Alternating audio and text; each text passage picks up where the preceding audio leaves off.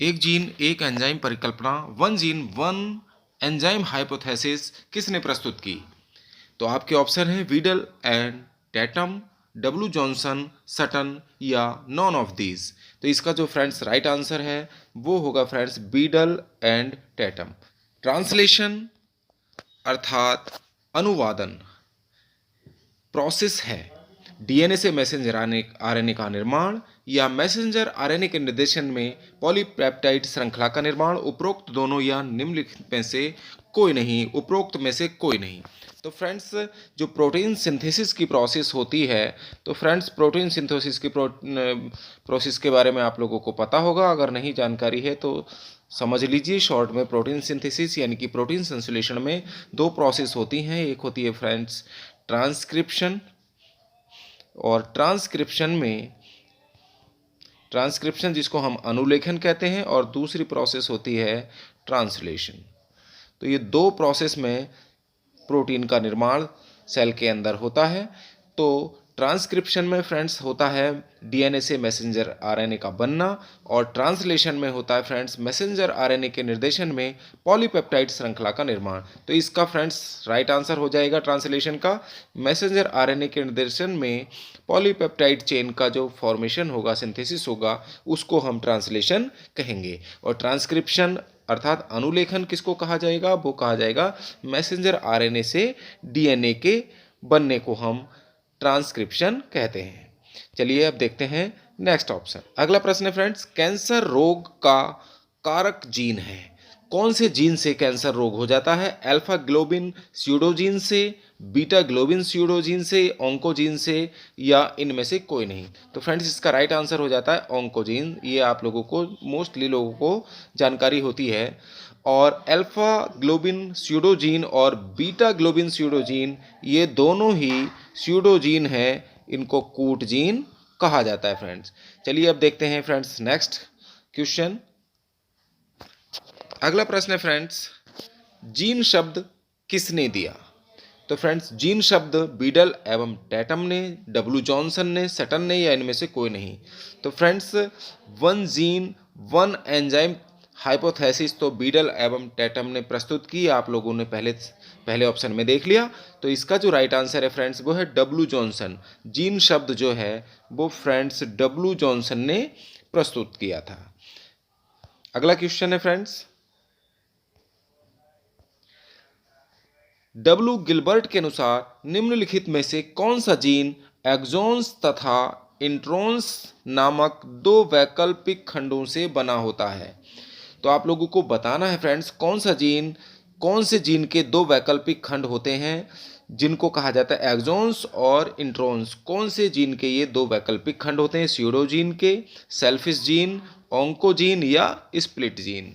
तो फ्रेंड्स इसका जो राइट आंसर है वो है स्प्लिट जीन, जिसको हम मोज़ेक जीन के नाम से भी जानते हैं। तो मोज़ेक जीन भी इसको कहा जाता है फ्रेंड्स, स्प्लिट जीन या विभक्त जीन इसको हिंदी में कहा जाता है। तो विभक्त जीन के दो खंड होते हैं, दो सेगमेंट से ये बना होता है, जिनको इंट्रॉन्स और एक्सॉन्स कहते हैं, और इस बात को डब्ल्यू गिलबर्ट ने बताया था। चलिए देखते हैं अगला प्रश्न। सबसे छोटे आरएनए मॉलिक्यूल्स कौन से हैं? Ribosomal RNA, messenger RNA, tRNA, या इनमें से कोई नहीं? तो फ्रेंड्स जो सबसे छोटे आरएनए मॉलिक्यूल्स होते हैं वो होते हैं फ्रेंड्स टीआरएनए, ट्रांसफर आरएनए।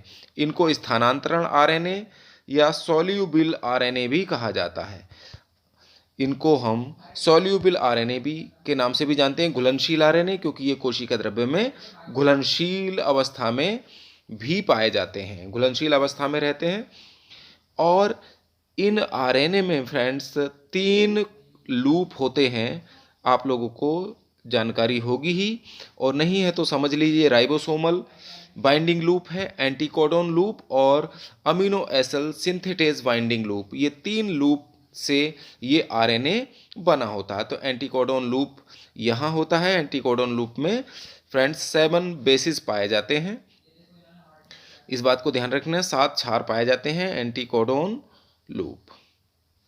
तो इसमें 3 लूप होते हैं, ribosomal binding loop, anticodon loop और amino acid synthetase binding loop. तो ये आरएनए मॉलिक्यूल्स का जो सबसे स्मॉलेस्ट आरएनए होता है वो होता है टीआरएनए, यानी कि सॉल्यूबल आरएनए इसको कहा जाता है। अब फ्रेंड्स नेक्स्ट देखते हैं अगला क्वेश्चन। अगला प्रश्न है फ्रेंड्स, एमाइटोसिस असूत्री विभाजन निम्न श्रेणी के किन में पाया जाता है? कौन कौन से हैं? शैवालों में पाया जाता है फ्रेंड्स। एमाइटोसिस यानी असूत्री विभाजन जो पाया जाता है वो शैवालों में पाया जाएगा, कवक और जीवाणुओं में पाया जाएगा, प्रोटोजोआ में, या इन सभी में? फ्रेंड्स हम आप लोगों को बता देते हैं कि एमाइटोसिस क्या होता है। फ्रेंड्स एमाइटोसिस होता है जिस सेल में ये डिवीजन होगा, इस सेल में जो केंद्रक है ये दो भागों में बटेगा फ्रेंड्स। इस सेल के अंदर ये इस केंद्रक के दो भाग हो जाएंगे, दो पार्ट में बट जाएगा। और इसके बाद फ्रेंड्स ये तो केंद्रक का तो दो भागों में बट गया, और ये जो सेल है ये इसकी जो फिर जो सेल वाल है फ्रेंड्स वो अंदर की ओर मध्य में धंसेगी, अंदर की ओर धंस कर दो असमान भागों में बट जाएगी। ये सेल दो असमान भागों में बट जाएगी, यानी कि दो असमान कोशिकाएं बनाती है। तो इसी को हम असूत्री विभाजन या एमाइटोसिस कहते हैं। और ये फ्रेंड्स शैवालों में, कवक में, जीवाणुओं में और प्रोटोजोआ में के सदस्यों में पाया जाता है। तो इसका जो राइट आंसर हुआ वो हुआ इन सभी में। चलिएगा फ्रेंड्स देखते हैं अगला प्रश्न। मियोसिस शब्द किसने दिया? तो फ्रेंड्स अर्धसूत्री विभाजन अर्थात मियोसिस किसने दिया? तो मियोसिस शब्द जो है अर्धसूत्री विभाजन को कहते हैं, आप लोगों को जानकारी होगी।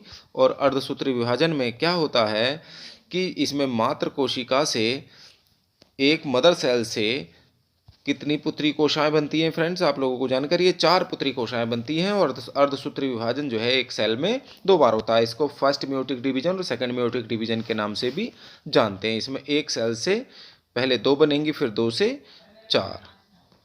तो एक से यानी कि एक मदर सेल से 4 डॉटर सेल्स इसमें बनती हैं। और इनमें डॉटर सेल्स में जो नंबर ऑफ क्रोमोसोम होंगे वो क्या होंगे? मात्र कोशा से आधे होंगे।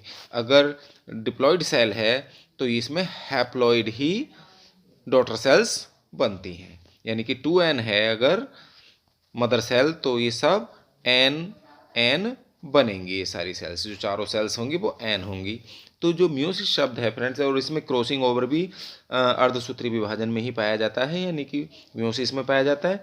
तो मियोसिस शब्द जो दिया था फ्रेंड्स वो दिया था फार्मर एंड मुरे ने, और बाल्डेयर ने क्रोमोसोम शब्द दिया था, फ्लेमिंग ने समसूत्री विभाजन यानी माइटोसिस की खोज की थी। तो इसका राइट आंसर हो गया फार्मर एंड मुरे। चलिए फ्रेंड्स आज का वीडियो यहाँ समाप्त होता है। आप लोगों को ये कैसा लगा? पसंद आया तो लाइक, शेयर, सब्सक्राइब अवश्य कर दें।